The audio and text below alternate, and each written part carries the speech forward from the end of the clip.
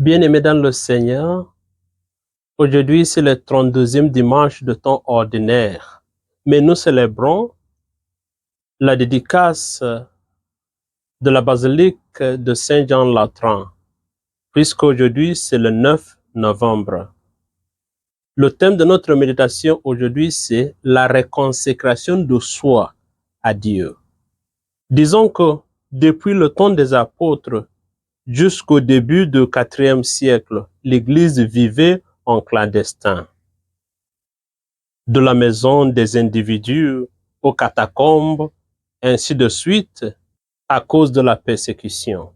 Mais après l'édit de Milan en 313, l'empereur Constantin, dont la mère s'est déjà convertie au christianisme, a donné le palais de Latran à l'Église pour la construction de sa toute première église, dédiée église ouverte. C'est cette église qui prendra le titre de la basilique de Latran. C'est devenu l'église du pape et le pape y habitait depuis 324, l'année de sa dédicace, jusqu'au 15e siècle. Étant la première église de ce rang-là ouvertement construite, la basilique Saint-Jean de Latran est connue comme l'église mère de toutes les églises de la ville de Rome et du monde entier.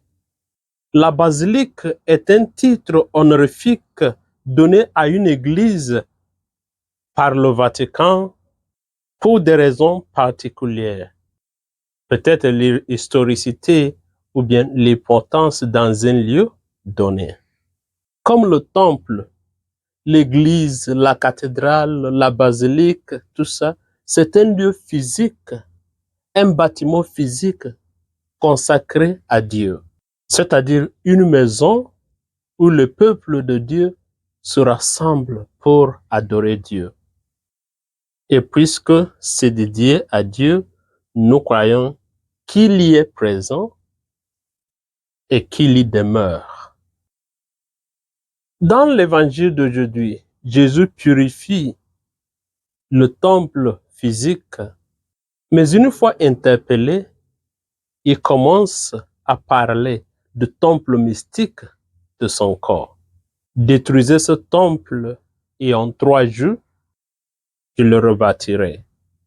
C'est la toute première fois de voir une telle théologie. Rappelons-nous que Jésus dirait dans Jean chapitre 4, l'heure vient où ce n'est ni sur cette montagne, ni à Jérusalem que vous adorerez le Père.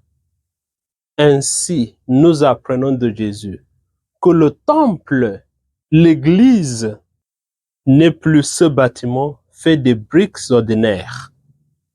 Mais chacun de nous est une brique à ce majestueux bâtiment dont Jésus est la pierre angulaire. Guidé par l'Esprit Saint, Saint Paul nous dit aujourd'hui dans la 2e lecture que nous sommes le temple de l'Esprit Saint qui habite en nous.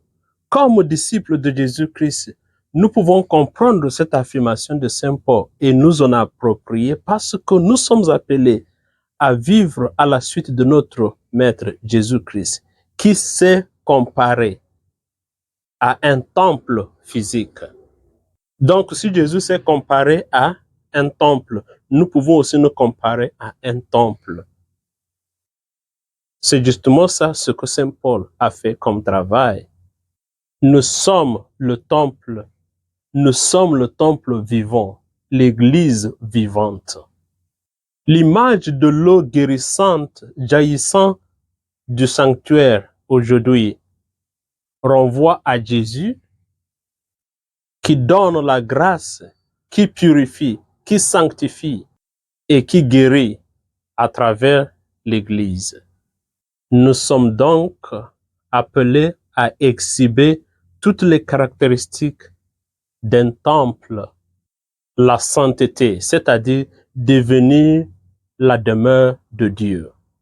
Un sanctus arus, un sanctuaire, un lieu saint.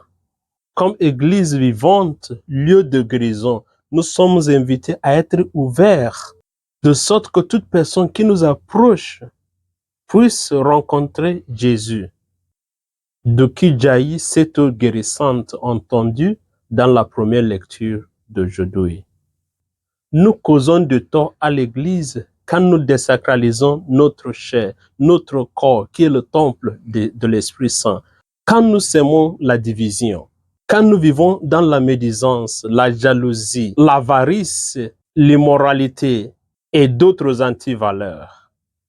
Bien-aimés dans le Seigneur, la commémoration de cette dédicace est une bonne occasion pour nous de penser à notre propre dédicace à Dieu, la solidité de notre foi et notre contribution à la croissance et à l'unité de l'Église. Que cette parole de Dieu rallume le feu dans notre esprit pour qu'une fois de plus, nous renouvelons notre propre dédicace à Dieu. Au nom du Père et du Fils et du Saint-Esprit. Amen.